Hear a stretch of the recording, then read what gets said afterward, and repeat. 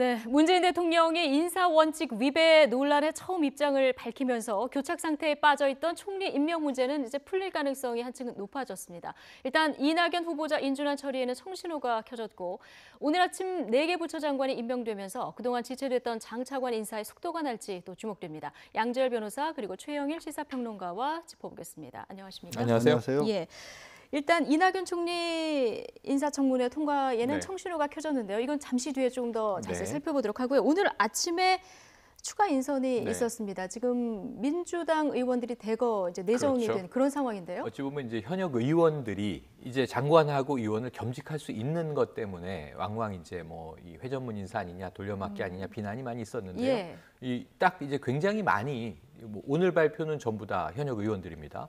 그런데 이 중에 또 전문성이 있는 분들이 계세요. 예. 그래서 뭐 문화체육관광부 장관 도종환 의원은 또 워낙 유명한 베스트셀러 시인이기도 하고, 예, 거기다가 네. 블랙리스트 문제를 최초로 제기한 블랙리스트 의원 문제 아니겠습니까? 최초 제기, 또 하나는 저 이 국정 역사 교과서 문제에 대해서도 아주 강력한 저격수였습니다. 그렇군요. 네, 이런 측면에서는 이제 문화체육, 교육부 장관 이제 사회부총리를 맡기 때문에 아직 인선이 안 됐습니다만 상당히 전문성이 있는 분이다. 과거 보면 참여정부 시절에 이창동 영화감독, 예. 또 소설가시기도 하죠. 이분이 문화부 장관을 했었고, 또 연극 배우인 김명곤 이 선생이 이제 문체부 장관을 맡기도 했습니다. 국민의 정부 때는 아주 단명했지만 연극 배우인 손숙 씨가 또 이 문화부 장관을 맡기도 했었죠. 이런 맥락에서는 좀 연속성이 있는 인사다라고 예. 호평인데, 이 네 분 중에 국토부 장관 예. 김현미 의원, 현재는 이제 내정자죠. 예, 여기도 좀 주목이 후보인데, 됩니다. 네, 또 김영춘 의원, 예. 해수부 장관. 해수부 장관의 전문성이 굳이 어떤 연관성이 있을까 보면 지금 국회에서 농림수산해양위원회 위원장을 맡고 있긴 합니다. 하지만 전반적으로 이제 전문성은 결여되어 있는 것으로 보여서 지금 이제 절반은 환영, 호평, 절반은 다소 의구심. 오늘 오전에 중론들을 쭉 들어보고 있는데 예. 의견이 갈리고 있는 걸 확인할 수 있었습니다. 예, 지금 김현미 의원 같은 경우는 국회 예결위원장 지낸 경제통이기도 하고요. 네. 4대강 저격수로 알려지지 않았습니까? 그래서 그렇습니다. 앞으로 이 국토부가 4대강 문제를 푸는데 어떻게 할지 이것도 주목이 되는 부분입니다. 아무래도 현 정부의 기본적인 정책 지금 상황이 사대강이 가지고 있는 문제점들, 과연 이게 치수라고 하는 것에 도움이 될 것이냐, 아니면 오히려 반대로 그 환경을 파괴하고 있는 것이냐, 이런 부분을 점검을 하는 데 있어서 역할을 할 수밖에 없는 그런 위치인 거고요.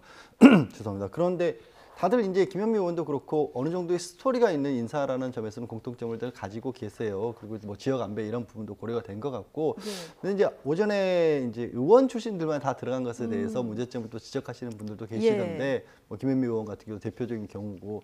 하지만 첫 번째로는 현재 청문회 같은 것을 통과하는 데 있어서 아무래도 의원 출신들이 조금 낫다라는 부분이 하나가 있고, 문재인 대통령이 당선 인사로서도 당시에 문재인 정권이 아니라 민주당 정권이다라는 말씀을 하셨을 정도로 당청 관계의 어떤 중요성 같은 것도 말씀을 하시지 않았습니까? 예. 그런 면에 있어서 앞으로 국회를 통한 어떤 정치 같은 걸 펴나가는 데 있어서는 의원 출신들이 또 도움이 될 수도 있다라는 점도 아마 기여를 할 것으로 보여요. 아닌 게 아니라 지금 초반에 나왔던 인선들 중에서는 차관이라든가 그 전문 관료 출신들의 실무를 하고 정책 부분에 있어서는 정치인 출신들이 한다라는 그런 정책 기조도 나와 있기 때문에 그런 것에 맞춰 본다면 김현미 의원 본인이 꼭 국토부에 있어서 뭐 예산 전문가지만 뭐 국토나 뭐 이런 것에 대한 전문가는 아니지 않느냐. 해양수산부 장관도 마찬가지고, 그런 부분에 대해서는 또 이제 청와대 나름대로의 입장이 있을 것으로 보입니다. 예.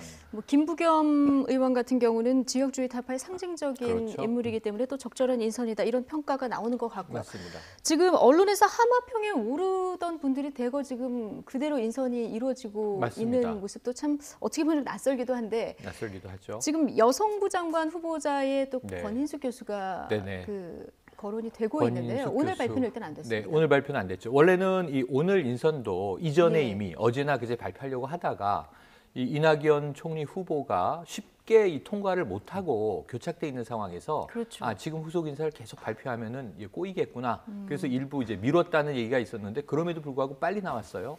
그런데 권인숙 교수는 지금 여성부 장관으로 아주 유력한 것으로 전해지고 있는데 예. 아마 대부분 다 동의가 이루어질 것으로 봅니다. 왜냐하면 상징적인 인물이거든요. 그렇죠. 제가 대학교 2학년 때 86년도에 부천서 성고문 사건에 노동운동을 하던 서울대 대학생으로 굉장히 이제 피해자가 돼서 이 당시에 정말 군부 정권이 얼마큼 나빴냐면 성을 혁명의 도구화한다 이런 이야기까지 했거든요. 인격 살인까지도 이제 저지른 상황에서 그 굉장히 트라우마를 딛고 인권운동가로 성공을 했어요. 예. 그래서 박사학위를 받고 돌아와서 양성평등을 위한 활동을 굉장히 다양하게 해서 여성부 장관에는 특히 이제 진보 정권에서 네. 적임자로 평가할 수 있겠고요. 오늘 인선 발표가 왜 안 됐는지는 뭐 알 수 없습니다만 예. 아마 후속 인사들이 여성부 또 중요한 게 사회부총리죠. 교육부 장관 그리고 또 지금 통일 국방 이쪽에 아직 빠져 있기 때문에 예. 후속 인사 조치는 계속 단계적으로 이루어질 것으로 전망이 됩니다. 예.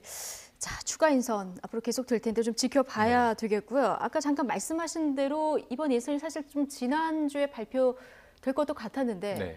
이낙연 총리 후보자 인사청문 통과 네. 여부가 좀 불투명한 상황에서 그랬죠. 이거를 발표하기도 그렇고 그래서 좀 미뤄진 측면이 있다 이런 분석이 그렇습니다. 나오는데 어제랑 좀 상황이 달라졌습니다. 어제 그 문재인 대통령이 직접 입장을 표명을 하지 않았습니까? 그런데 이제 사과나 유감 대신에 지금 양해라는 표현을 썼습니다. 그러니까 적당히 중간 정도라고 봐야겠죠. 예. 이게 아주 잘못을 했다라는 그런 의미는 아닌 거고 뭔가 그렇다고 할지라도 지금처럼 이렇게 교착 상태에 빠지게 된 데에서는 일정 부분 책임이 있다라는 그런 말씀도 될 수 있을 예. 것으로 보이고요. 사안의 중대성을 놓고 봤었을 때는 국민들이 보기에 뭐 안 그런 분들도 있고 그런 분들도 있지만 과연 문제가 됐던 이낙연 지사에 관한 위장 전임이나 이런 부분들이 정말로 이분의 총리를 막을 만큼의 결격 사유이냐 그리고 5대 원칙이라고 하는데 해당할 만큼의 비례에 해당하는 것이냐 이런 부분에 대해서도 또 중론이 아주 무겁진 않다는 판단을 하신 것 같아요. 예. 그렇기 때문에 직접적인 사과보다는 양해를 했고 한 부분은 이런 부분이 있죠. 오히려 저도 그런 생각하는데 5대 원칙을 말씀을 하시면서 이게 왜 5대 원칙을 뽑았느냐 그리고 그중에 단순한 위장 전입이라보다는 뭔가 수식어 같은 것들이 좀 붙어졌다면 이렇게까지 소란이 안 일어났을 수도 있지 않았을까라는 생각을 뒤늦게 하는 거고요. 그런 면에 있어서 말씀을 어제 밝힌 것처럼 5대 원칙은 맞고 다만 그 원칙을 구체화 나가는 과정이 필요한 것이다라는 얘기를 했기 때문에 그거를 좀 앞뒤가 바뀌었다라는 측면에서 양해라는 표현을 쓴 것으로 저는 그렇게 보입니다. 예. 그러니까 문재인 대통령이 말씀하신 대로 어제 그 네. 야당과 국민에게 이렇게 양해를 구하면서 5대 비리 배제 공약은 취소한 것이 아니다. 네. 이런 입장을 밝혔거든요. 직접 한번 들어보시겠습니다. 총리 후보자의 국회 인준이 늦어지고 또 정치화되면서 한시라도 빨리 총리 후보자를 지명하고자 했던 저의 노력이 허탈한 일이 되어버렸습니다. 지나치게 이상적인 공약이었다고 생각하지 않습니다. 하지만 제가 공약한 것은 그야말로 원칙이고 실제 적용에 있어서는 구체적인 기준이 필요합니다. 5대 비리에 관한 구체적인 인사 기준을 마련한다는 것은 결코 공약을 지키지 못하게 됐다거나 또는 후퇴시키겠다는 뜻이 아닙니다. 일단 원칙을 철회한 건 아니고 구체적인 기준 마련이 좀 미흡했다. 이 정도로 해석을 하면 될까요? 네, 그렇게 해석할 수 있고요. 원칙을 어떻게 그럼 현실 적용을 할 것이냐. 그 간극이 있는데 원칙은 지켜지되 현실적으로 이것을 갈 수 있는. 그래서 저는 어제 곰곰 생각해 보니까 복잡한 이야기가 얽혀 있어서 예. 야당은 또 저렇게 해석할 수도 있고 국민 여론은 또 저렇게 다양한 해석이 나올 수도 있고 간단하게 제가 정리한 건 이런 거예요. 자, 미세먼지를 없애겠습니다. 그랬는데 1입방미터당 1mg도 없앨 수는 없단 말이에요. 불순물이 들어있게 마련인데 그럼 우리가 미세먼지 등급을 나누잖아요. 좋음, 보통, 나쁨, 매우 나쁨 이렇게 나눠서 자 나쁨이 지나가면 마스크를 하고 나가세요. 이렇게 하는데 그럼 이 사회에 유해하지 않은 정도의 문제없는 결격을 어느 기준으로 잡을 것이냐. 그래서 지금 일부 튀어나온 게 2005년 7월 이후부터 적용을 하면 예. 좀 문제가 없지 않겠느냐. 예. 사실 지금 3명 문제가 되는 인사들의 위장 전입은 다 여기 그러면 면책이 되는 겁니다. 그렇죠. 시기를 그렇게 끊으면. 그러니까 이런 식의 현실적인 적용 방식을 한다면 아주 오랜 과거에 그런 문제가 있었으나 그 이후 공직자로서의 역할을 수행하는데 큰 문제가 없다. 이런 기준을 이제 다시 제시할 수가 있는 예, 거죠. 근데 말씀을 하신 김에 그럼 2005년 7월 이 기준을 네. 정하고 이건 좀 적당하다고 보십니까? 그러니까 저는 지금으로부터 지금 이낙연 총리 후보의 위장 전입은 89년이에요. 예. 이게 굉장히 28년 전 사건이에요. 또 이제 교사 시절에 부인이 배우자로서 이제 혼자 좀 좋은 학교 배정을 받겠다고 옮겼다가 실행되진 않고 돌아온 거예요. 예. 그럼 그렇게 큰 결격 사유라고 보기는 어렵습니다. 그런데 문제는 왜 이낙연 총리 후보에게 적신호가 들어왔냐면 다른 후보들도 연달아 위장 전입이 터지다 보니까 그렇죠. 총리 통과가 지금 어려워진 그런 교착 상황이 된 거였거든요. 그런데 2005년 7월의 의미는 지금처럼 장관까지 모두 다 인사청문 제도가 도입된 원년이라고 볼 수 있습니다.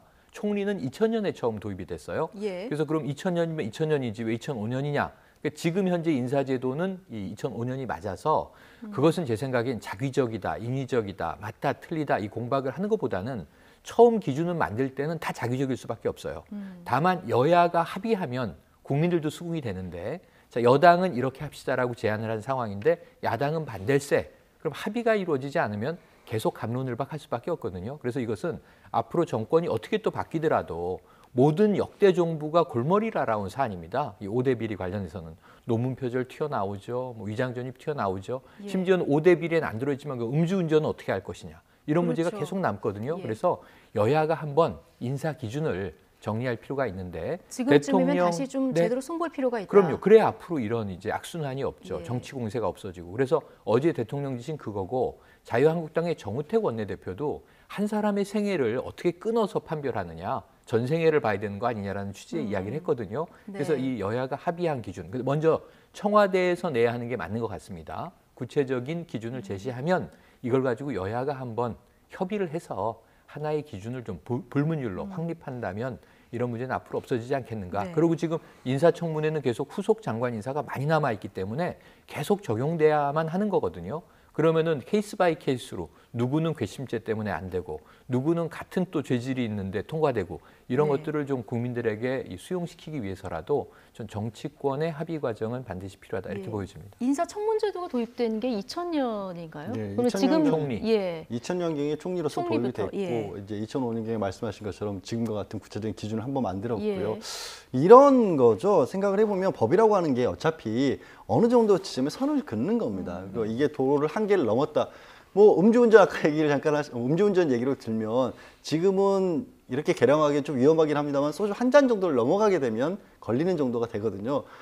그게 보통 체질이라면 3분의 1잔 정도라면 음주운전은 맞지만 처벌받을 수 있는 아닌 게 되는 거예요. 예. 그러니까 그게 이른바 어디서 선을 그을까의 문제를 지금 논의를 해야 되는 거고. 개별적으로 다 사안이 다르기 때문에. 그렇죠. 그리고 이런 거죠. 어제 이제 누구는 이제 정면 돌파라고 했고 아까도 저도 그렇게 받아들인 것처럼 양해이기 때문에 사과는 아니다라고 대통령께서 말씀을 분명히 하겠지만 이게 또 한편으로서는 배수진을 쳤다라고도 볼 수 있는 겁니다. 왜냐하면 본인의 원칙을 구체화하기 위해서 다른 기준을 만들게 되면 그 기준마저 어겨졌을 경우는 정말로 하실 말씀이 없는 거거든요. 완벽하게 여기는 누군가 그게 생각 못했던 부분이 드러난다면 이거는 못 받아들이겠다, 안 하겠다, 우리도 처리하겠다 이런 입장을 밝힌 거기 때문에 배수진을 친 거다. 배수진을 친 거라고 저는 받아들일 예. 수 있다고 봅니다. 근데 예. 기준은 사실 하나하나를 다 정한다는 건 또 불가능해요. 정말 여러 가지 사유가 있을 수있기 때문에 예를 들어 이런 건 있을 수 있을 겁니다. 지금 문제가 되는 위장 전입 같은 경우에는 뭐 자녀를 입학시키기 위해서였다 이런 거는 과연 그런 방법 외에는 방법이 없었느냐. 예. 그러니까 그렇게 하지 않으면 뭐 불가능한 상황이었다면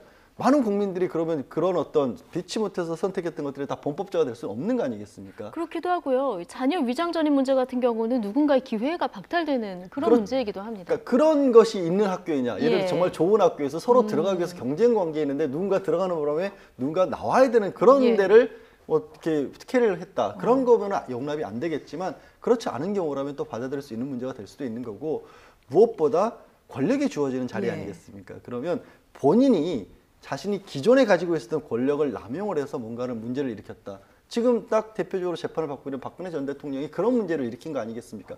그런 여지가 보이는 것들은 확실하게 걸러내야겠죠. 예. 이런 식의 어떤 기준들을 찾아 나간다면 그렇게 어렵진 않을 건데 다만 문제는 그거죠. 항상 이런 시도는 정권이 바뀔 때마다 있었습니다. 그런데 늘 바뀌는 거죠. 예. 이번엔 내가 야당이니까 공격을 해야 되는 거니까 기준을 그렇게 잡을 필요가 없다. 모든 것을 다 공격해야 된다. 네. 이번에는 비록 공격당하는 입장에서는 공수가 나중에 또 한참 전환이 바뀌니까 되니까요. 예. 그때 가서 이걸 만들어 놓으면 내가 또 불리하지 않을까 이런 생각들을 정치권이 사니까 예. 매번 논의는 있었는데 이게 안 만들어지고 그리고 국민들 입장에서 봤었을 때는 나라 이 정권 바뀔 때마다 과연 이걸 가지고 싸우는 게 맞는가 싶은 싸움들도 이어지는 겁니다. 말씀 듣다 보니까 뭐 구체적인 기준을 만드는 것 자체가 굉장히 어려운 일인 것 같고요. 네. 아까 말씀하셨듯이 사실 이낙연 총리 같은 경우는 이낙연 총리 혼자의 위장 전입 문제가 아니라 이제 다른 후보자들까지 엮이면서 맞아요. 지금 문제가 된 그렇습니다. 거고요. 지난 그 정권들에서 볼 때 어떻게 위장 전입이라든가 한 가지 사유에 네네. 의해서만 낙마 적이 있었습니까? 없었어요. 없었습니까? 지금 이제 역대 예. 사례들을 쭉 이제 통계적으로 예. 보면 위장 전입이 문제가 되고 시끄럽고 언론에서도 때리기를 합니다.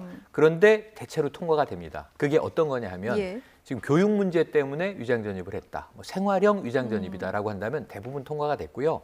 투기형 위장 전입, 부동산 투기를 위해서 주소지를 옮겼다. 그런데 예. 여기다가 또 다른 이제 건이 하나 더 추가된다. 그러면은 이건 우리가 흔히 얘기하는 빼도 박도 못하게 낙마를 하는 경우들이 있었죠. 그래서 지금까지 역대 통계를 보면 위장 전입이 다 그러면 패스가 안 됐느냐? 아니에요. 상당히 패스가 된 사례가 더 많아요. 다만 죄질을 따진 게 맞다. 그래서 지금 나오는 얘기가 정도의 문제이다. 아까 말씀 미세먼지로 제가 예를 들어드린 것처럼 무균질한 인사는 거의 없었다고 봐도 무방하고요. 예. 어느 정도의 죄질로 이 정도면은 눈 감아 줄만 하네. 그리고 또 하나는 후보자의 태도예요. 청문회를 거치면서 인정하고 정중하게 사과하는 경우에는 오히려 좀 배려를 해줬는데 끝까지 말도 안 되는 변명을 하는 경우들이 있거든요.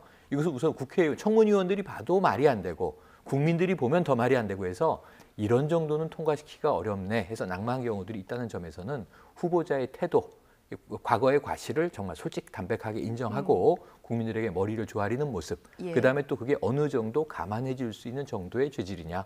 왜냐하면 위장 전입이 지금 법적으로 불법이기 때문에 문제예요. 어떤 분은 이게 사문화된 법이니까 없애는 게 맞다. 또 다른 분은 상당한 사람들이 처벌받고 있다. 이런 주장을 해서 이것도 한번 검증을 해볼 필요가 있는데 현재 주민등록법 37조 3항 위반이다 보니까 여기 저는 73년에 저희 어머님이 위장 전입을 하셨더라고요. 그래서 저희 저는 프로그램 나오실 예. 때마다 하나씩 고백을 하십니다. 예, 그래서 저도 예. 20대에 이미 공직을 네. 포기하고 지금 살아가는 상태인데 말이죠. 그렇군요. 이런 예. 부분에서는 참 적지 않은 사람들이 이런 문제가 불거 나올 때마다 상당한 고민을 하면서 살아간다. 근데 이런 죄책감은 좀 한 번쯤은 네. 털어낼 필요는 있다. 이런 생각을 그렇기 합니다. 때문에 뭔가 구체적인 네. 기준이 정립돼야 된다. 이런 말씀이신데요.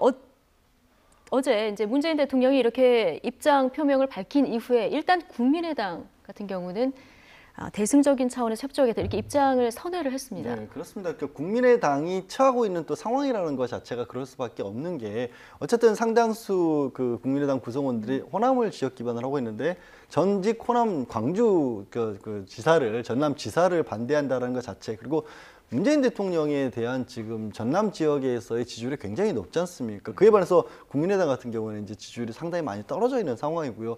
여기서 이낙연 내정자의 발목을 잡는다는 것은 역풍을 의식하지 않을 수 없는 그런 상황이고 또 실질적으로 그렇다 하더라도 정말로 그럴 만한 사회라면 잡겠죠. 하지만 이게 진짜 국민들이 말씀하셨을 때 진짜 털어서 먼지 안 나는 사람 없듯이 먼지는 되는데 이게 꼭 그 사람을 가라앉혀야 될 만큼 무거운 돌덩어리냐라고 본다면 그런 건 아니라고 보는 것들도 그 여론조사 같은 걸 보면 그런 국민들의 중론이 더 높다 보니까 국민의당 같은 경우에는 뭐 과거 민주당과의 인연이나 지금 지역에 처한 상황이나 이런 것들 여러 가지 고려했을 때 양해를 하겠다라는 거고 다만 그렇게 전제는 달았죠. 대신 다음부터는 더 엄격하게 하겠다라는 그렇죠. 했죠. 지금 바른정당 같은 경우는 입장이 네. 지금 절차에는 협조를 해서 표결에는 그렇죠. 참여를 하겠다는 건데 당론은 지금 반대 입장이 많은 것 같습니다. 의견을 수렴하겠다라고 했는데 네. 내부에서는 반대 입장이 많죠. 왜냐하면 이게 시간이 흐를수록 정부 측에는 불리합니다. 계속 새로운 게 나올 수 있거든요. 예. 예를 들면 강경화 후보자의 경우에는 친척집에 위장 전입을 한 사실은 인정. 친척집이 아니고 알고 보니 이화 여고의 교장 선생님의 전셋집이었다. 그럼 문제가 또 달라지는 겁니다. 그러니까 계속 새로운 사실이 추가. 여기에다가 뭐 또 이 그 증여세를 탈루한 거 아니냐. 뭐 이런 네. 의혹 등등. 이게 시간이 흐를수록 새로운 먼지가 계속 끼어들어요. 근데 바른정당도 처음에는 저는 협조해줄 입장이 강하다가 기류가 좀 바뀌고 있는 겁니다. 예. 근데 제일 큰 기류는 오히려 후보자들의 어떤 흠결이라기보다는 어제 문재인 대통령의 발언에 대해서 사과는 아니다. 유감 표명도 아니다. 그러니까 자유한국당은 끝까지 직접 사과를 해야 된다는 거죠. 근데 예. 국민의당 내부에서도 이 입장 표명이라는 말로 추가 사과를 요구하고 있는 것도 사실이에요. 예. 다만 사과라고 단언하진 않고 대통령의 입장 표명이 필요하다. 그러니까 어제의 양해 당부까지는 인정하기 어렵다라는 이제 흐름이에요. 그런 상황을 봤을 때 미묘한데 호남 민심을 충분히 감안해서 국민의당은 주로 협조하겠다라는 입장으로 예. 돌아선 거고 바른정당은 좀 고민 중인데 제가 보기에는 둘 중에 하나입니다. 반대 당론으로 참여는 하되 표결은 반대한다. 이렇게 결정이 나오면 극단적인 상황이 되는 거고요. 그렇지 않고 자유투표로 간다라고 하면 바른정당 20석 의원들이 찬성도 나오고 반대도 나오고 할 수 있는 여지가 생기기 때문에 다소 정부 입장에서는 숨통이 트이는 흐름이다 이렇게 볼 수 있는데 오늘 내일 사이에 어떤 결정이 나올지는 조금 더 지켜봐야 될 것 같습니다. 예. 자, 야당들이 지금 어떤 입장을 보이고 있는지 저희가 오늘 아침에 한 얘기들을 좀 모아봤거든요. 들어보고 얘기를 좀 더 나눠보도록 하겠습니다. 국정 공백을 조기에 해소해야 한다는 판단에 따라 어려운 결단을 내린 것입니다. 문재인 대통령이 스스로 국민과 약속한 5대 인사 원칙은 여전히 유효하며 반드시 지켜져야 한다는 점을 거듭 분명히 밝힙니다. 위장 전입은 정치의 문제가 아닙니다. 원칙과 법치의 문제입니다. 저는 어제 대통령이 하신 말씀이 정직하지 못했다 이렇게 보고 있습니다. 사실상 공약 파기입니다. 그런데 어제 하신 말씀은 양해를 해달라고 말씀을 하시면서도 원칙을 파기한 것은 아니다. 원칙은 지키겠다. 이렇게 애매한 이야기를 했습니다. 예. 지금 각 당의 입장이 약간씩 결이 다릅니다. 네, 다릅니다. 지금 국민의당은 협조하겠다는 거고요. 바른정당은 조금 살짝 애매하고 정의당도 뭐 협조를 네. 하는 거고. 지금 자유한국당이 남긴 했는데요. 이제 네. 의석수로 보면 자유한국당이 끝까지 반대하고 바른정당이 좀 애매하긴 한데 네. 어떻습니까? 이게 그러니까 통과하기는 좀 저는 무난하다고 보십니까? 어쨌든 이게 그 인사청문 보고서가 채택이 돼서 본회의에 상정이 되고 본회의에서 표결에 들어가면 지금 상황으로는 통과 가능성이 높아요. 그런데 문제는 우리가 이제 대선 때마다도 득표율이 중요하다 이런 얘기를 하는 것이 그래도 한 이 전체적으로 다당 구조가 현재 돼 있지 않습니까? 예. 3당 이상이 찬성 기류라면은 무난하게 탄력을 받을 수 있는데 자유한국당은 이 정우택 원내대표가 수용 불가 네. 이 내자입니다. 수용 불가. 다만 이제 남아 있는 행동이 두 가지예요. 본회의의 의결에 참여하되 표결을 다 반대로 107석의 의원들이 던질 것인가 아니면은 이들이 다 보이콧을 할 것인가 아예 불참할 것인가 모양새가 좀 다릅니다. 그럼에도 불구하고 이러나 저러나 반대일 것은 지금 확정적이고요. 국민의당이 참여하게 되면 이 120석의 집권 여당 민주당에 약 40석이 보태지면 150석은 넘습니다. 그러니까 과반으로 통과는 문제가 없어요. 다만 여기서 바른정당까지도 좀 도와주는 밀어주는 형국이면은 면이 서는 것이고 예. 그렇지 않다면은 어찌 보면 좀 범보수 정당들은 반대 기류 그리고 어찌 보면은 전통적인 야당 이 세력들은 찬성 기류 이렇게 되는 그림이 나오거든요. 예. 그래서 이것은 정부의 이 이낙연 총리의 향후 국정 운영에 좀 짐이 될 수도 있는 여지가 남아 있다 이렇게 봐야겠죠. 그렇죠. 일단 뭐 총리 인준안은 내일 통과 가능성이 커지긴 했습니다만은 네. 좀 끝까지 지켜는 봐야 되겠고요. 자유한국당 여전히 말씀하신 대로 강경한 입장 아니겠습니까? 정우택 원내대표의 말도 듣고 다시 오겠습니다. 아마 의장이 직권 상정으로 올라갈 것 같습니다. 예. 따라서 이것을 참여해서 반대 의사 표시를 분명히 투표에 의해서 할 건지 예. 아니면 참여 자체를 거부할 것인지 아니면 다른 또 방법을 해서 저희들이 반대 의사를 표시할 건지는 오늘 좀 논의를 해보도록 하겠습니다. 첫 번째 인사하고 협치를 그렇게 강조해 줬던 대통령인데 예. 이것을 제1야당이 반대하는데도 불구하고 또 이것을 강행하는 모습을 보이기 때문에 결코 좋은 모습이 아니라고 봅니다. 네. 제1야당이 이렇게 강력히 반대하는데 임명을 강행하는 것은 협치의 모순이다 이런 얘기를 좀 하고 있는데요. 그러니까 모양새 자체를요 어떤 굉장히 정치적인 구도로 끌고 가는 겁니다. 그것 때문에 저는 어제 문재인 대통령도 정치화라는 표현을 썼을 것 같은데 예. 직권상정 대상이 아니죠. 청문 보고에서가 채택이 된다라면 그냥 의결을 하는 대상인 거죠. 마치 우리가 법안 가지고 줄다리기 하다가 한쪽이 강행하는 듯한 그런 단어들을 일부러 선택하고 있어요. 그래서 강행이란 말 자체도 나왔고 제1야당이 반대한다. 그러니까 제1야당과 협치 없이 이루어지는 일방통행이다라는 식의 그런 표현을 쓰고 있는 겁니다. 근데 이거는 사실 자유한국당 같은 경우에는 저는 당내 사정이 급해서일 거라고도 또 봅니다. 이 자유한국당 자체가 홍준표 후보는 그나마 24%를 얻었었죠. 전 후보 예. 같은 경우가. 근데 지금 한 자릿수 지지율을 계속해서 받고 있습니다. 거의 우리나라의 보수층들이 어디를 지지해야 될지를 모를 정도로 마음을 못 잡고 있다고 저는 예. 그렇게 보이는 상황인데 그렇게 볼 때 가장 쉽게 생각해 볼 수 있는 게 반대되는 어떤 입장을 강경하게 보이는 거거든요. 그래야 저쪽과는 다른 이쪽이다라는 게 결국에는 우리밖에 없다라는 그런 모습을 보일 수 있고 또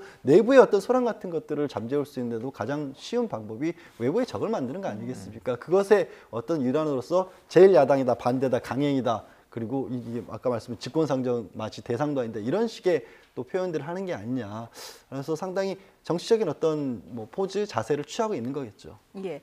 어쨌든 참여 자체를 거부할지 네. 참여해서 뭐 반대를 지금 반대 의사를 표할지. 표시할지는 조금 지켜봐야 될 것 같은데 지금 이낙연 총리 후보자를 자유한국당에서 받고 네. 그다음에 다른 어떤 후보자를 네. 낙선시키겠다. 이런 네. 빗들설이 지금 네. 정치권에 솔솔 나오는데요. 네.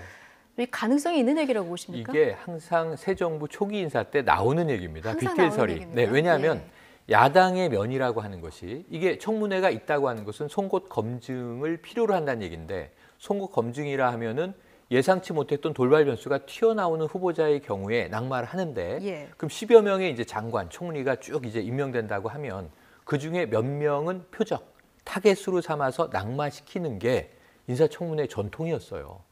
그럼 이번에는 지금 이제 문재인 정부에서 떨고 있는 이제 후보자들, 앞으로 또 후보가 될 분들은 혹시 내가 타겟을 맞으면 다 비슷비슷한 문제들이 있는데 다 문제가 있거든요. 논문 표절로 의심이 되는 대목이라든가 위장 전입의 이제 의혹이라든가 뭐 세금 관련 의혹이라든가 그런데 이제 이 중에 누구는 떨어지고 누구는 붙는단 말이에요. 그래서 의원 불패설이 있는 거예요. 저는 오늘 4명이 다 현역 의원이 장관 후보로 이제 정해진 것도 일단은 통과시켜야 한다라고 하는 이제 정부의 좀 어떤 급박감이 있는 것 아닌가. 그리고 또 이분들에 대해서는 청와대가 5대 비리에 이 의혹이 없다 이렇게 또 이야기를 토를 달았어요. 예. 그러니까 통과시켜 달라고 하는 이제 제스처를 강하게 밀어붙이는 건데 그럼 누가 타겟이냐? 현재 이제 저 내정되지 않은 후보들은 거론할 것이 없고 된 중에 지금까지 올라온 사람 가장 문제가 새롭게 추가되고 있는 인물이 강경화 외교부 장관 후보란 예. 말입니다. 그러다 보니까 자 이낙연 총리는 우리가 세워주겠소. 인사재청권도 행사해야 하고 총리는 어쨌든 있어야 하니 그럼 장관 중에 몇 명 낙마시킬 텐데 지금 올라와 있는 인물 중에는 강경화 후보자는 안 되겠소라는 하나의 이제 입장을 가지고 딜을 한 게 아니냐라는 의혹이 보도를 통해서 제기되고 있는 건데 네. 일단 정부 측에서는 이것은 절대로 그럴 일은 없다라고 예. 부인하고 있는 상황이고요. 전 그게 또 맞다고 봅니다. 예. 정부 측에서도 절대 아니다 이렇게 부인을 네. 하고 있고요. 이제 빅딜을 하려면 여당도 대상 아니겠습니까? 그렇죠. 여당의 원내대표인 이제 우원식 원내대표도 오늘 오전 라디오 인터뷰에서 이런 말을 했습니다. 직접 들어보시겠습니다. 빅딜론에 대해서 제가 들어본 적도 없고요. 그건 저는 있을 수 없는 일이라고 생각합니다. 한 분 한 분이 굉장히 소중하고 또 한 분 한 분의 사례가 또 이후에 인사 기준을 정하는데 중요한 문제거든요. 예. 그래서 이게 딜을 통해서 검증하지 않고 뭐 누굴 바꾸고 이거는 저는 뭐 있을 수 없는 일이라고 생각하고요. 이렇게 뭐 주고받기 하는 거 이거는 사실상 저는 협치가 아니라고 생각합니다. 한 분 한 분이 소중한데 이렇게 주고받는 이런 건 아니다. 이건 뭐 사실 협치 아니다. 이렇게 생각한다고 얘기를 하고 있습니다. 단호하게요. 그러니까 지금 그게 만약에 주고받기식이 된다라면 인사에 관한 원칙이라는 것 자체가 아예 없어지는 셈이 되는 거죠. 예. 그리고 이제 정부가 막 출범을 했는데 왜 그럼 아까 말씀하신 것처럼 매번 정부마다 그런 식의 어떤 딜 같은 것이 이루어지냐 보면 일종의 길들이기 내지는 기싸움 같은 거죠. 거기서 적당하게 타협하는 부분이 있는 거고. 근데 만약에 이제 같아서 이제는 단순한 정권 교체가 아니라 거의 문재인 정권 같은 경우에는 촛불의 어떤 시위로서 그동안 사회에 쌓인 적폐 같은 것도 청산하겠다라는 큰 정말 비정상의 정상화라고 하는 나라의 기치를 새로 바꾸는 일을 해야 되는 입장입니다. 그런데 거기에서 인사와 관련해서 빅딜을 한다? 그럼 앞으로 정책 하나 만들 때마다 이거는 받아주고 저거는 받아주고 이런 식으로 나올 거란 말이에요. 그러면 이거는 있을 수가 없는 일이고 특히 외교부 장관 같은 경우에는 지금까지 한반도가 처해 있는 위협이라든가 문제점 같은 것들, 북핵 문제 이런 것들에 지난 정권에서 제대로 대응을 못했고 다자관계 안에서 이걸 풀어내야 된다고 하는 굉장히 중요한 이 현 정권의 어떤 그 정책을 가장 대변해주는 인물이란 말입니다. 그렇게 해서 뽑은 인물인데 단순하게 이게 뭐 여러 명 중에 한 사람을 주고받기 위해서 가장 그래도 많이 의혹들이 제기되고 있으니까 강경화 후보자를 탈락시킨다? 예. 이런 식으로 접근하는 것은 국민을 위해서도 전혀 도움이 되는 방법이 아니죠. 예, 현실적으로 있을 수 없는 일이다. 좀 이렇게 보시는 거고요. 어쨌든 좀 강경화 외교장관 네. 후보자 얘기가 나왔으니까요. 이 인사청문회가 지금 산 넘어 산인데 지금껏 이제 함구를 했던 강경화 외교부 장관 후보자가 각종 논란이 커지면서 직접 해명에 나섰습니다. 자, 어떻게 얘기했는지 듣고 오겠습니다. 은사께서 그 주소지를 소개해 주셔서 그 주소지로 주민등록을 옮기게 되었고 그때의 그 주소지에 누가 사는지 소유주가 누군지에 대해서는 전혀 알지 못했습니다. 청와대 쪽에서 물어보니까 혹시 아마 그게 친척집이었지 않아 이렇게 쉽게 대답을 한 모양인데 친척집은 전혀 아니었습니다. 생각 없이 이렇게 행한 일이 이렇게 여러 무리를 잇게 돼서 대단히 죄송스럽게 생각합니다. 송구스럽습니다. 남편이 잘못 말한 거고 소유주가 누구인지도 네. 몰랐다 이렇게 해명을 했는데 저는 이해된다고 봐요. 자, 위장 전입 문제와 이중 국적 문제는 처음에 청와대에서 공개를 했고 네. 본인도 인정을 했어요. 이중 국적은 이게 딸이었기 때문에 큰 문제가 아니었습니다. 병역 문제가 걸리지 않으니까 위장 전입은 이제 위법한 사항이므로 문제인데 처음에 이제 이 커밍아웃을 한 게 신선했습니다. 근데 문제는 뭐냐면 지금 애초에 지인의 주소지로 전입을 했다. 이렇게 쓰면 문제가 없어요. 근데 친척집이라고 알려졌다가 알고 보니 은사님이 소개해 준 주소라고 지금 본인은 밝혔고 그런데 이것이 이화여고에 전입을 했는데 이화여고 전 교장의 명의로 돼 있는 전셋집이었다는 게 문제예요. 근데 여기까지도 괜찮아요, 저는. 그럼 남편분이 처음에 말을 잘못 전했다. 청와대에서 명확하게 확인 안 하고 지인의 집, 지인의 주소 이게 아니라 친척의 주소라고 했던 게 나중에 거짓말 논란이 돼버린 것이다. 근데 여기에 강경화 후보자는 직접 내가 이 주소지에 대해서 발언한 적이 없다면 청문회에서 저 문제는 해명하고 저는 큰 문제가 아닌 걸로 덮일 수 있는데 문제는 뭐냐면 이 주소지가 이 이화학원 학교 재단의 이 전세권이 설정된 집이었다라면 이것은 약간 좀 미묘한 문제로 확전될 가능성이 있습니다. 여기에 대해서는 정말 개인적으로 은사분이 이화여고를 보내야 되는데 이화여고가 정동이잖아요. 지금 주소지가 정동인데 주택가가 별로 없습니다. 그러니까 학교와 가까운 주소를 찾다 보니 마침 이게 교장 선생님의 뭐 사택이었다라고 하면은 이게 면피될 가능성도 있지만 혹여라도 이게 학교가 조직적으로 관여해서 강경화 지금 유엔 특보의 딸이면 우리가 뭐 받아주지 하는 형태의 딜이 이루어진 거라고 한다면 이건 약간 좀 우리 국민들이 특히 정유라 사태를 겪었던 입장에서는 민감하게 번질 수도 있는 문제다. 아슬아슬합니다.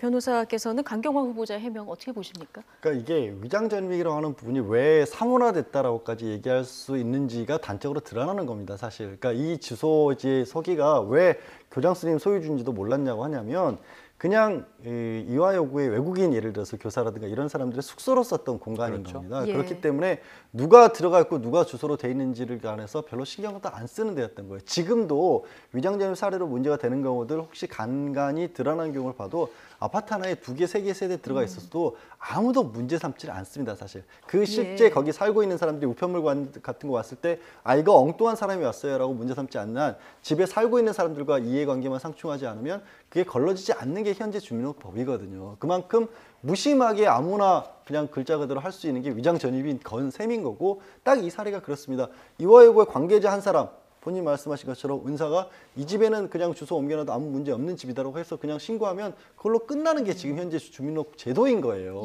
그렇기 때문에 이게 실효성이 없다라는 얘기를 하는 겁니다. 그러면 청문회가 시작되면 이 부분에 대해서 오히려 해명이 좀 될 수 있다. 저는 그렇게 봅니다. 그거 말씀드린 것처럼 그만큼 왜 이게 걸러지지도 않고 아까는 누구는 위장 전입으로 처벌된 사람이 많다 뭐 이런 얘기도 하지만 지난해 같은 경우도 한 200명 가까운 정도 사람이 고발 조치만 됐습니다. 그것도 고발 조치가 왜 됐냐면 위장 전입 자체로 문제가 된 게 아니라 주소가 잘못돼 있는데 시정을 해 주십시오라고 시정 명령을 내렸는데도 불구하고 따르지 않을 경우에 고발된 거고 실제 처벌된 건 그보다도 훨씬 낮아집니다. 그만큼 현재 주민등록 같은 경우는 일종의 행정편의 때문에 만들어진 거고 실효성도 없는 법이고 거기에 대해서 3년 이하의 징역형이라고 하는 것을 정해놓은 거는 사실 법 자체가 이상한 법이에요.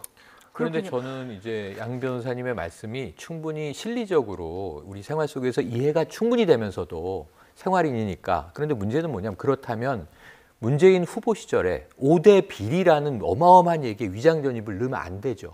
위장 전입이 떡 들어있잖아요. 5개 중에 하나로. 그러니까 이게 문제인 거예요. 근데 지금 이제 변호사 입장에서 법조인 입장에서 이건 전혀 실효성이 없는 법입니다라고 한다면 그 5대 비리에서 하나를 뺐어야죠. 그 이상적인 원칙이 아니라는 얘기를 했었거든요. 네네. 물론 이제 그게 사후적으로 예를 들면 우리가 박근혜 정권으로 돌아가 보자고요. 그때도 또 4대 악 이렇게 해서 불량식품 이렇게 들어있고 했단 말이에요. 그럼 그렇게 선언이 되는 순간 대통령 후보, 대통령의 입으로 선언되는 순간 위장 전입에 해당되는 모든 국민은 벌벌 예. 떨게 되는 겁니다. 근데 그렇게 만들어 놓고 이제 집권하고 나니까 이건 알고 보니까 별거 아니네요 얘기를 하면은 얼마나 이게 우스워지는 모습이에요. 그래서 예. 이 부분이 풀기가 쉽지 않은 것인데 저는 강경화 후보의 이 케이스의 경우에 양지열 변호사의 말씀처럼 이 큰 문제가 아닌 것으로 해명되고 넘어갔으면 참 좋겠어요. 그러면 이런 분란도 없고 국민들도 마음이 편안하고 능력 있어 보이는 외교부 장관이 유엔 특사 출신이 특보 출신이 이렇게 외교를 담당하면 좋겠는데 예. 그럼에도 불구하고 이것을 그렇기 때문에 눈 감아주기에는 한 번은 짚을 문제인 것은 또 명확하다 이렇게 보여지는 예. 거죠. 그런데 위장 전입 하나만 가지고 낭만 사례가 과거에 없었다고 하는데 이제 강경화 아닙니다. 그게 예. 생활형 위장 전입 하나로 낭만 사례는 없지만 예. 투기형 위장 전입, 그렇죠. 부동산 여러 투기를 차례. 목적으로 위장 전입을 한 경우에는 네. 낭만 사례가 있습니다. 그렇죠. 그런데 이 강경화 지금 외교부 장관 내정자의 경우에는 플러스 알파의 의혹들이 지금 계속 나오고 있는데 오늘은 또 후보자 딸이 세운 회사까지 지금 의혹이 나오고 있는 상황입니다. 이거 좀 따져보긴 해야겠습니다. 그렇죠. 그러니까 어떤 증여세 얘기입니까? 같은 예. 것들을 뭐 못됐던 부분도 있고 후보의 딸 같은 예, 경우에도 지금 유엔에 있는 그 부하 직원인가요? 네, 유엔의 예. 부하 직원으로 이랑 있으면서 회사를 같이 운영을 했다라는 그런 얘기도 있어서 그게 예. 이제 이런 것들은 다 아까 위장전입도 다 묶어서 봐야 되겠죠. 그러니까 특혜를 준 것이냐. 그러니까 유엔에 지금 본인이 특보로 있으면서 그 어떤 인연 내지는 그 권력을 가지고 그런 어떤 정상적이라면 통과될 수 없었던 일을 벌인 것이냐. 그리고 그로 인해서 피해를 본 사람이 있느냐를 두 개를 동시에 봐가지고 그런 것이라고 한다라면 당연히 문제가 되고 결격사유라고 해야겠죠. 그래서 아까 최영일 평론가가 지적하신 부분 한마디를 더 붙이냐면 법에 문장이 이렇게 있으면 항상 법령을 해석한다는 저희 법조인들은 표현을 쓰는데요. 이게 왜 이런 것을 비리라고 했느냐를 봐서 과연 비리냐 아니냐를 따지는 겁니다. 그러니까 위장 전입 이코르 비리가 아니라 위장 전입이라는 비리인 겁니다. 그러니까 방점을 어디에 찍느냐에 따라서 우리가 비리라고 한다면 크나큰 부정부패라든가 권력의 남용이나 이런 걸 생각하는 거지 생활편의를 비리라고 부르지는 않거든요. 예. 그러니까 법이 부재하고 법이 지금 정비가 안 돼 있어서 벌어진 일이라면 비리에 당연히 들어가지 않는 건데 제 생각에 문재인 대통령께서 법조인 출신이다 보니까 이런 식의 사고방식을 가지셨던 것 같아요. 제목만 가지고 비리라고 붙여놨다고 해서 그걸 위장전입 이코르 비리다라는 식으로 생각하지 않으리라고 좀 약간은 나이브하게 생각하신 게 아닌가 싶습니다. 예, 어쨌든 구체적인 어떤 기준은 좀 마련돼야 되겠다 그렇죠. 이런 생각은 뭐 끊임없이 들고요. 네. 지금 어제 청문회를 마친 서훈 후보자 같은 경우는 무난하게 이제 청문 보고서가 네. 채택될 것이다 이런 얘기가 나오고 있는데요. 지금 어제 오전 11시에 오늘이죠. 오늘 오전 11시에 국회 지금 정보위원회 전체 회의가 그때부터 열리고 있는데요. 서훈 네. 정보원장 후보자, 자, 여기서 이제 채택이 될지 좀 봐야 되겠습니다. 그런데요, 어제 이 서훈 후보자 인사청문회에 청문위원으로 참석했던 이완영 네, 의원, 자유한국당 의원이죠. 예, 질의가 지금 논란이 되고 있습니다. 어떤 내용인지 확인해 보시겠습니다. 제가 말씀드리는 거는 저도 국정원이 우리 한 6천여 명 됩니까? 그래 알고 계시나요? 한국과의 정보기관으로서 반드시 해야 돼. 특히 남북이 분단된 상태에서 이 대공수 사건을 안 하겠다면은 어떻게 되느냐? 특히 간첩을 잡지 않겠다. 이렇게 비춰지고 있다. 어떻게 생각하세요? 북한도 자주 계셨고 통일은 언제쯤 될 것 같아요? 혹시 개인적인 전망을 해보신 적 있어요? 빨리 만들어내야 된다고 생각하고 있습니다. 예. 네. 자, 일단 서훈 후보자 같은 경우는 지금 야당이 추가 자료를 요청해서 채택이 네. 좀 지연되고 있다. 그렇습니다. 자, 이런 소식도 지금 들어와 있고요. 자, 이완영 의원의 녹취 들어봤는데요. 예. 예. 그러니까 약간 질문이 좀 그게 국정원장 내정자에게 물어봐야 될 질문인가라는 그런 생각도 들고요. 예. 또 모르겠습니다. 저게 어떻게 보면 눈높이 맞추는 것일 수도 있지만 간첩을 잡는 걸 포기하겠다는 듯이 약간 좀 너무 직설적이라고 표현을 저는 하겠습니다. 그런 식의 질문들도 이어졌고 또 청문회 과정에서 또 약간의 실수도 있었지 않습니까? 본인이 국정원 직원의 숫자가 대충 몇 명이나 되는 네. 것 같다라는 식의 얘기까지도 해버리는 바람에 질문의 정말 목적이라든가 이런 것들이 검증에 있는 것이 아니라 글자 그대로 상처내기가 아닌 게 아닌가. 통일 언제 될지를 국정원장에게 왜 물어보셨는지 저도 잘 모르겠고 누가 답을 할 수 있을지도 상당히 의아스러운 상황이고요. 국정원 내부 문제 본인도 이제 이완영 의원 같은 경우도 경찰에 계셨기 그렇죠. 때문에 수사기관이라든가 이런 것을 해야 될 일, 오히려 수사기관의 국정원의 수사권과의 갈등 문제라든가 아니면 그동안에 경찰이 해야 될 일들 중에 상당히 중첩되는 부분이 있다라든가 과거에 어떻게 보면 경찰로 쓰면서 국정원이 과거에 뭐 안기부 시절부터 시작해서 좀 옳지 않게 행동했던 부분들이 있다라면 그거를 오히려 본인의 경험에 비춰보셔서 이러이러한 부분들이 있었는데 어떻게 개선해 나갈 것이냐 이런 걸 물어보셨더라면 훨씬 낫지 않았을까 싶은데 좀 그런 질문은 좀 없어 보였네요. 예. 근데 이완영 의원 네. 국정원 직원 수를 공개한 거 저걸 이거 숫자를 하면 안 말을 해버렸죠. 된다는 거를 몰랐을까요? 몰랐으면 실수했을까요? 정보위원이 되면 안 되죠. 정보위원회에 들어가면 안 됩니다. 정보위원회를 열면 국정원장도 와서 출석해서 질의에 답하고 또 이제 대북 동향들을 분석 보고를 또 리포트를 해요. 예. 그럼 정보위원회는 어떻게 돼 있냐면 지금 여야 간사가 나와서 브리핑을 해요. 스크리닝된 내용을. 그렇게 지금까지 상임위로 이제 만들어야 되는 건데 정보위가 지금 겸직으로 돼 있거든요. 그래서 지금 이 정보위는 굉장히 민감하고 정보위는 비공개를 하는 걸 원칙으로 합니다. 그런데 이게 청문위원회다 보니까 공개가 됐어요. 어제 이게 국회 TV를 통해서도 중계가 되고 했는데 어제 이완영 의원이 실시간 검색어에 올라 있어서 무슨 일인가 하고 봤더니 이게 굉장히 지금 심각한 문제입니다. 사실은. 예. 그래서 국회의원들의 이게 직무윤리 위배, 직무윤리 의식을 지금 망각한 이런 행동이면 지금 사실은 내용 중에서 맥락에 맞는 것은 간첩 잡는 걸 하려는 겁니까? 이건 알겠어요. 왜냐하면 네. 문재인 대통령과 지금 이번에 서훈 국정원장 후보자도 국내 파트를 대폭 줄이겠다. 근데 완전히 없애지는 않겠다. 최소한 필요한 정도로 놔두고 이 취지는 정치 개입을 절대 근절하겠다 앞으로는. 그리고 해외 이제 이 정보 분석 업무를 강화하겠다. 본연의 업무로 돌아가겠다 이런 취지예요. 근데 간첩 잡는 얘기를 이제 거기다 하신 건데 예. 통일 얘기 등등 들으면서 저는 또 지난 청문회의 모습이 그려지는 게 아무개 증인에게 묻습니다. 아무개 씨를 사랑하십니까? 존경하십니까? 이런 질문을 하셨던 이제 이완영 의원이신데 여기서는 그런 이제 맥락의 문제를 떠나서 이게 정말 국가 기밀을 수치를 공개해버리는 우를 범하셔서 이건 정말 좀 정보위원, 이건 국정원 직원뿐만 아니라 정보에 관여하는 국회의원들의 자질과 그 임무 수행에도 조금 철저함을 기할 필요가 있는 경종을 울린 장면으로 보여집니다.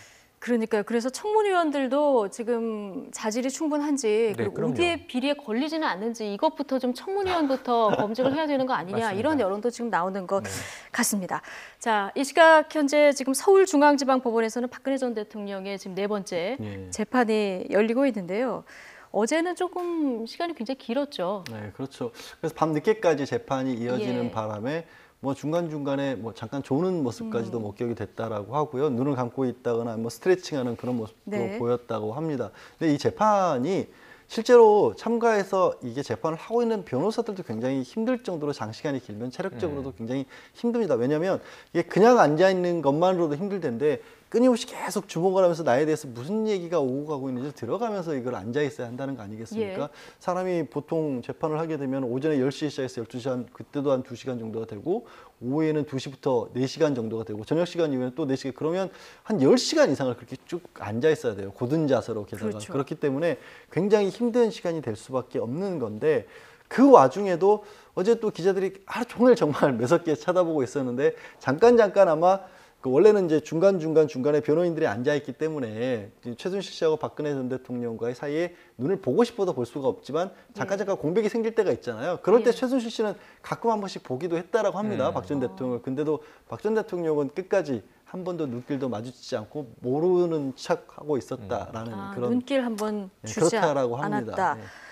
주진영 전 대표는 어제 뭐 이제 특검에서 진술한 진술을 또 한 번 했는데요. 확인을 했죠. 예, 박근혜 전 대통령 예전 그 삼성그룹 합병이 올바른 판단이었다. 여기에 대해서 정신 나간 주장이다. 이 얘기를 어제 이제 다시 한 번 확인했는데 박근혜 전 대통령이 이때 잠시 이렇게 좀 그때 시선을 이 뒀다고 주진영 합니다. 증인에게 두었죠. 그래서 그게 이제 여러 가지 언론 보도들을 보니까 이제 뭐 그 자리에 방청하지 않았으면 그 장면을 목격한 분들은 뭐 극소수일 것이기 때문에 보도를 참조할 수밖에 없는데 보니까 저는 생각이 전직 대통령인데 어쨌든 이제 저 피고인의 신분으로 그 자리에 와 있지만 또 처음에는 피고인 박근혜 흔히 이렇게 지칭하거나 줄여서 피고인 이렇게 지칭하는데 피고 박근혜 씨 이렇게 또 표현을 했어요.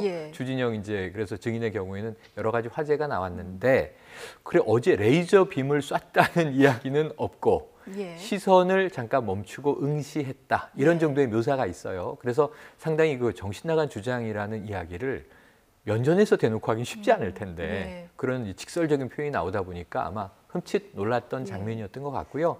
그 외에는 상당히 지금 오늘 4차 공판이 이어지고 있고 어제가 3차였는데 처음에만 긴장된 모습으로 첫 출정을 했고 그리고 상당히 여유로운 모습입니다. 아까 말씀하신 대로 12시간 앉아서 뭔가 집중한다는 게 몸은 당연히 피곤할 것이고 또 이제 나이도 있으신데 그런 걱정은 되는데 심리적으로는 상당히 여유로워 보여서 변호인과 대화를 나누면서 뭐 미소 띄고 웃는 모습도 보여주고 마지막에 퇴정할 때는 방청객 중에 또 일부 지지자들이 자 진실이 승리하는 모습을 보여주십시오 이렇게 응원의 얘기를 하자 이런 얘기를 하니까 네 굉장히 미소를 띠고 목례를 하고 또 지나갔어요. 이런 면에서는 이 몸이 피곤한 거야 뭐 물리적인 것으로 충분히 인정이 되지만 마음은 오히려 여유로운 것 아닌가 이런 대목도 엿볼 수가 있었습니다.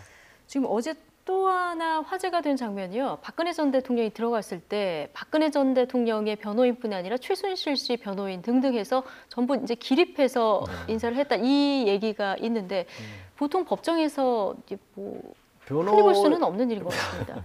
변호인이 피고인이 들어온다고 기립하는 경우는 없죠. 이제 다 같이 앉아서 기다리고 있다 피고인도 같이 앉고 그다음에 다 앉아 있다가 재판장이 들어온다고 한다면 법정 경위가 이제 재판장이 들어오십니다 하면 그때 다 같이 일하는 것이 상례인데 보기 드문 풍경이요. 굉장히 보기 드문 풍경이죠. 뭐 그렇고 아마도 이제 특수 관계이지 않습니까? 근데 그거는 변호인들이 약간 실수를 한 거죠. 왜 아까 제가 박 전 대통령 눈길 한번 안 줬다라는 말씀도 드렸는데 그것의 어떤 의미에 대해서도 이렇게 얘기도 하지 않습니까? 박 전 대통령과 최순실이 지금 공범 관계를 놓고 있지만 사실은 그만한 관계가 아니다라는 또 그런 어떤 그거를 신호를 보내기 위해서 했다라고 하는데 그런데 덜컥 변호인들은 박 전 대통령이 들어오는데 최순실 변호인한테 다 일어나 버리면 두 사람이 또 특수관계가 많네 변호사들까지 저렇게 같이 일심동체로 움직이는 걸 보면 박근혜 전 대통령은 눈길을 안 주는데 그러니까요. 최순실 씨 변호인이 박근혜 전 대통령이 들어오니까 일어나 버린 이 상황이에요. 그러니까 이게 그렇게 참 어떻게 보면은 좀 엇박자가 난 것 같습니다. 그렇군요.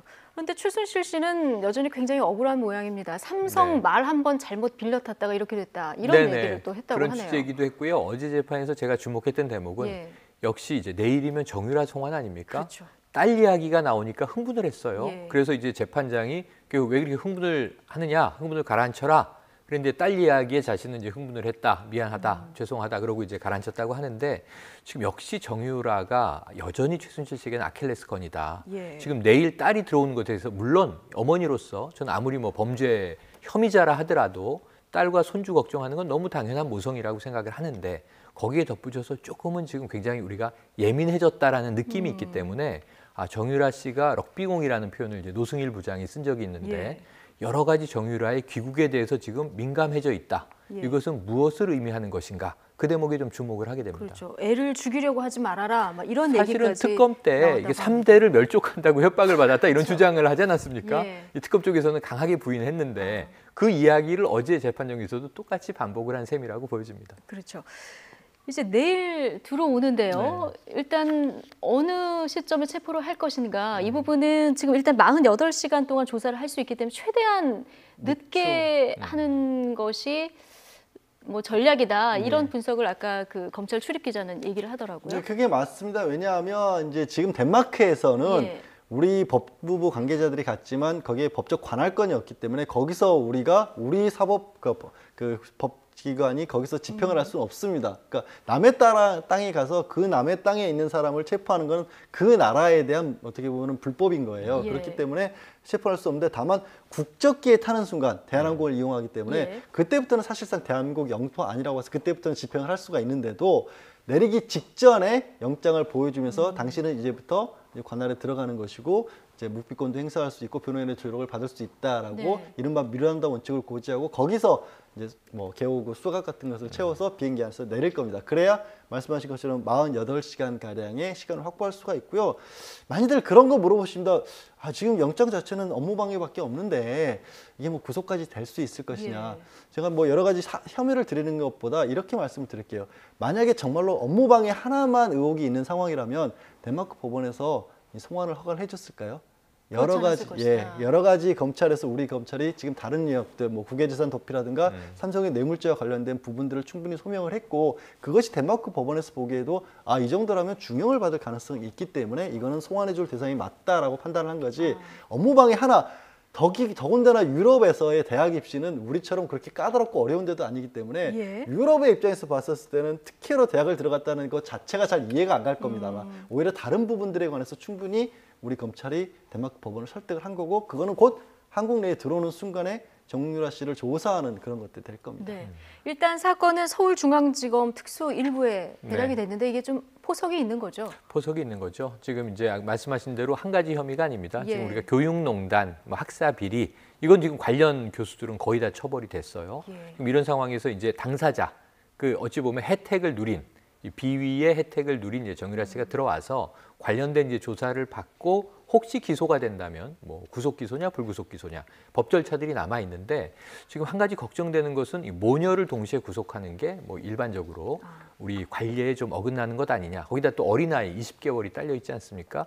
그래서 불구속까지 얘기를 하는데 저는 사실 구속 불구속 혹은 처벌 형량의 문제, 무죄는 절대 아니라고 생각을 하지만 그거보다 정유라의 가치가 더 중요한 것은요. 박영수 특검에서 특검 기한이 끝나기 전에 왜 이렇게 정유라를 데리고 오고자 노력을 했었던가를 다시 생각해 보면 이 모든 사건의 마지막 퍼즐이라는 별명으로 우리가 불렀습니다. 그러면은 수사 도움이라는 별명까지 얻었던 사촌언니 장시호 씨처럼 정유라 씨가 본인의 죄보다는 성인이기 때문에 저는 면죄될 가능성은 없다고 봐요. 형량은 낮을 수도 있어요. 집행유예가 나올 수도 있어요. 가능성. 그럼에도 불구하고 박 전 대통령과 최순실의 관계에 대해서 가장 지근거리에서 혜택까지 누리면서 지켜봤던 증인으로서의 가치가 훨씬 높다. 그럼 지금 말씀하신 특수일부에서 조사하는 여러 가지 신문의 거리 중에 정유라와 직접 관련된 이제 혐의들만이 아니라 이 전체적인 사건에서 정유라 씨가 보고 들은 뭔가 없는가. 그러니까 예를 들면 장시호 씨의 예를 또 든다면 지금 삼성에서 16억 동계 이 스포츠 영재 센터와 관련된 지금 혐의 아닙니까? 그런데 문제는 장시호 씨가 털어놓은 이야기들은 훨씬 더 중차대한 게 많습니다. 삼성동 자택 2층에 무슨 이제 현금이 보관돼 있으니 그걸 찾아다가 우리 유라와 좀 손자들을 돌봐달라든가 뭐 여러 가지 아직 확인되지도 않은 조사로 팩트로 확증되지 않은 이야기들까지도 무더기가 있거든요. 또는 최순실의 지금 아직도 발견되지 않은 빨간 금고, 검은 금고 이 이야기도 장시호의 입을 통해서 나온 거고요. 그래서 의혹의 대상이 많은데 정유라 씨가 훨씬 더 뭐랄까요? 정말 잘 그려지는 선명한 그림을 그려낼 수 있는 증인이 아니겠는가. 이 부분을 우리는 더 주목해야 될 것 같습니다. 정유라 씨가 증인으로서 어떤 발언을 할지 앞으로 이 재판에 상당히 영향을 미칠 거다 이런 전망들이 나오는데 일단 아들에 굉장히 애착을 보이는 발언들을 했었는데 아들은 지금 두고 오는 것으로 보도가 일부 되고 있습니다. 기존에 덴마크에서 아이를 돌봐줬던 부모가 있었죠. 애초에 이제 정유라 씨가 본인이 직접 보는 시간보다도 그 전에도 이제 아이를 그렇게 많이 맡겼다라고 알려져 있고요.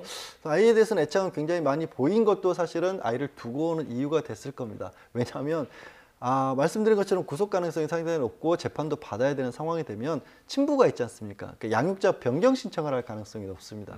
그러면 합법적으로 아이를 어떻게 보면 친부에게 다시 양육을 맡겨야 되는 정유라 씨 입장에서는 아이를 빼앗기는 일이 벌어질 수가 있기 때문에 그거를 미연에 막기 위해서 덴마크에 두고 왔을 가능성이 저는 높다고 봅니다.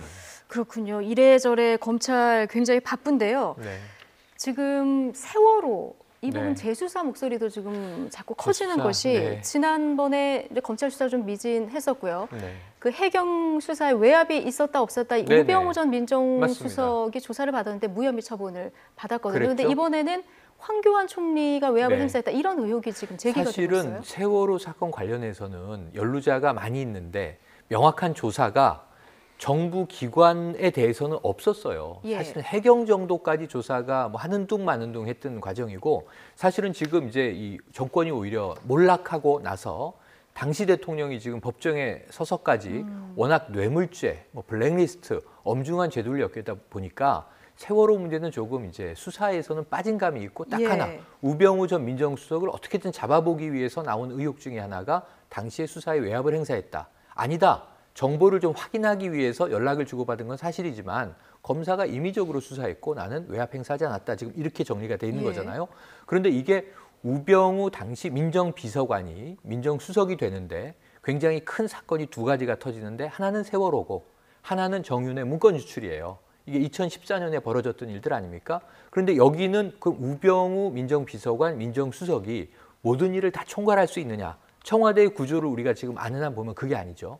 김기춘 당시의 비서실장도 세월호 문제를 덮기 위해서 뭔가 했을 것이고 네. 당시에 수석 비서관들 많이 있었습니다. 홍보수석도 있고요. 민정수석도 물론 있고요. 그리고 여기에 또 뭐 이제 다른 결국은 이제 황교안 당시의 법무부 장관 그리고 이제 국무총리로 예. 오르게 되는 인물이 네. 사실은 이 박근혜 정권에서 추진한 굉장히 중요한 몇 가지 핵심적인 일을 수행하는데 그렇죠. 한 가지는 뭐였냐면은 통진당 해산이었죠. 예. 그럼 박근혜 정부에서 굉장히 강하게 밀어붙였던 일이고 또 하나는 세월호 문제를 최대한 이제 덮기 위한 급급한 과정이었는데 거기서 이제 황교안 총리의 역할은 예. 없었던 것이 하는 문제가 좀 뒤늦게 이제서야 튀어나왔는데 나왔고 지금 증언들이 네. 나오는데 업무상 과실치사 혐의를 빼라 이런 얘기가 있었고요. 네, 고의로 지금 지연시켰다 네, 이런 맞습니다. 의혹이 지금 나오는 상황인데 근데 실제로 일단은 의혹이니까 여기에 의혹이니까요. 대해서 재수사가 확대돼서 예. 이것이 나중에 이제 사실 여부가 확인될 것인지 지금 새 정부가 어떤 이제 결정을 내릴 것인지 예. 좀 지켜봐야 되는 중요한 이 시점인 것 같습니다. 양 변호사님, 법무부 장관이 검찰총장에 대해서 이제 수사 지휘권은 있는데 네. 이렇게 국체적인 혐의를 너라 빼라고까지 할 수 있습니까?